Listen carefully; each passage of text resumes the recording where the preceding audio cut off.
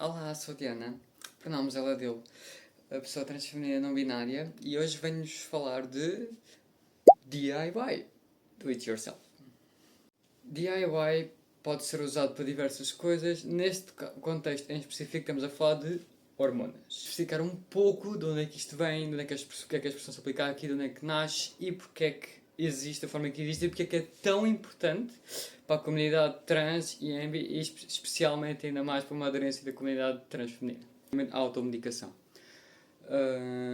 Dificuldades de acesso à saúde, quando uma pessoa trans no BIR quer fazer o recurso ao nome social e é-lhe negado, por exemplo, num centro de saúde, num médico de família, num acesso a um médico, numa consulta especializada. Porque somos pessoas que acabam de ser altamente marginalizadas e constantemente tópico da mídia pelos vistos que somos um bicho de 7 cabeças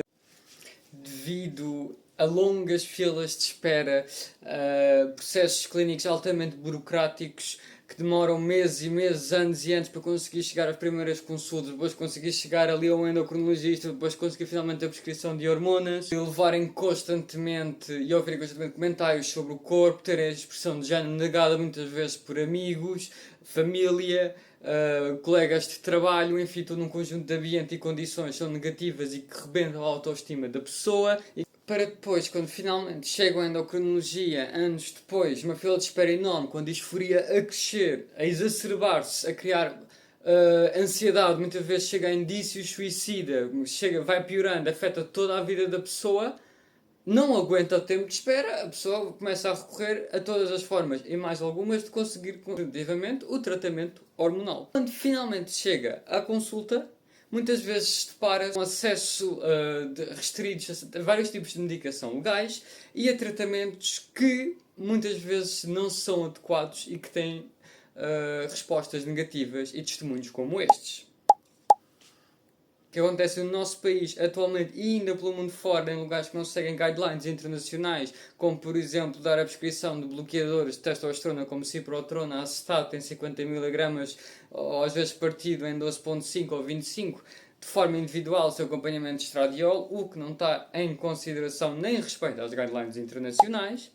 Como, por exemplo, os últimos PDFs da Great Lawrence Family Health Center, com as guidelines mais atualizadas do início deste ano, têm como source lá o site da transfeminine.science.org, que já vi muitas vezes a ser denegrido por endocrinologistas. Muitas vezes estas práticas são também justificadas como as guidelines internas do hospital são assim, nós fazemos assim. Para já, guidelines são um ponto de partida, não são absolutismos, ok? Existe uma necessidade de individualizar os processos de saúde adequados a cada pessoa e isto é uma coisa universal e o que não falta são estudos que falam sobre isso. It's not just rebellious, it's revolutionary. É um estudo que eu quero falar e que apresenta de facto e mostra, por exemplo, dá um exemplo de um caso de uma pessoa nos Estados Unidos em que esteve a Lupron, que é a leoprorelina, que também é um GNR antagonist, que de facto é legal em Portugal, mas com uma participação muito baixa, como um triptorelina, que é um bloqueador pubertário, que é ainda um mais, ainda se não tópico, de deixarem as crianças em paz, que temos tido aqui ultimamente. Então, este estudo fala mesmo como as comunidades de DIY nascem mesmo como em contexto de harm reduction, ou seja, de redução de danos. Okay? Isto não nasce por questões de conspiração, por imaginações, por teorias da perseguição. Não, as coisas nascem por ter uma razão de ser. E esta é só mais uma delas. DIY nasce, devido a todos os problemas que eu já relatei aqui, como uma falta de variedade, por exemplo, de acesso a legalidades, não só dos GNR antagonists que eu mostrei aqui ali anteriormente, mas como, por exemplo, estradiol injetável, que não é acessível de forma alguma legal em Portugal para mulheres trans ou pessoas que querem de alguma forma estradiol injetável em Portugal, ao contrário, por exemplo, de testosterona.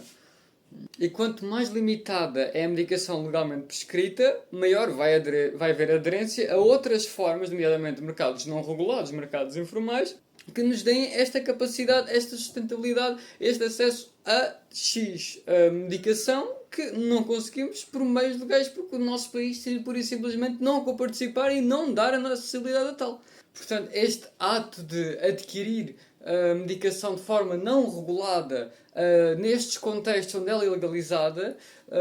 nestes espaços de DIY para as comunidades trans e não binárias, existe aqui uma compilação de informação, um recurso à redução de danos, especialmente quando falamos das partes dos injetáveis, de como adquirir as agulhas, de como adquirir as seringas, de como dispor, onde injetar, como injetar, ter atenção, como proceder caso aconteça X, o que acontece se fizermos alguma coisa de errado. Demonstra que, tal como o estudo indica, isto afinal não é assim um bicho de sete cabeças de incríveis riscos que as pessoas decidem tomar só porque sim. Não. As pessoas decidem tomar este risco de de recorrer à automedicação mesmo por falta de escolha e porque as escolhas dadas não são adequadas. É por medical malpractice, por negligência médica, por uma estrutura geral que falha, que não consegue dar resposta às necessidades das pessoas. E ainda para mais quando as pessoas precisam de respostas, por exemplo, especificadas não binárias quando não querem os resultados totais, por exemplo, da testosterona e do estradiol. O que, por exemplo, o estudo anterior que eu mencionei diz a Call of Updates for Hormone Height Guidelines especifica mesmo isso e fala de individualizar o processo à pessoa. Recomendo mesmo muito o transformationScience.org,